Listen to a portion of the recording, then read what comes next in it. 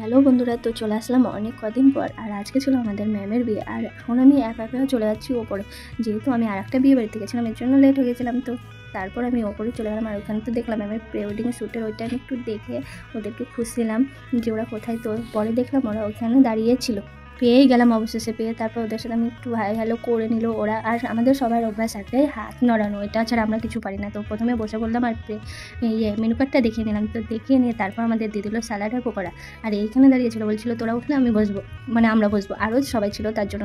তো এখানে দেখো এরা খাওয়া খাওয়া করছিল আর আমাদের মধ্যে সব চলে। তো এই নিয়েটেই চলে গেলো। তারপর দিয়ে দিয়েছিলো রাধা পল্লবী, ছোলা কাবলি, তো পোলাও, চিকেন, আরও মানে ইত্যাদি ইত্যাদি সব কিছুই ছিল, নিরামিষও ছিল।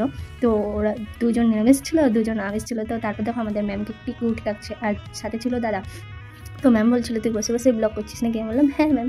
তো তারপর দেখো এরা আমাদের সাথে ঝগড়া করছিলো লাস্টে এসে যে তোদের খাওয়া হয় না, কতক্ষণ ভরে খাস, হ্যাঁ এতক্ষণ লাগে খেতে। তো তারপরে আমাদের চাটনি মিষ্টি সব কিছু নিয়ে নিয়েছিলাম। তারপর দেখো এরা কী করছে, ফুলের মালা নিয়ে ওখানে পড়েছিল, যেহেতু ওরা ছেড়ে নিই। তারপর আমরা ভোংচাংটি একটু করে তারপর দল বেঁধে সবাই মিলে একটু চলে আসলাম। আর যেহেতু এরা লাস্টে খেয়েছিলো তাই আইসক্রিম এখনও শেষ হয়নি, তো খেতে খেতে চলে আসলো।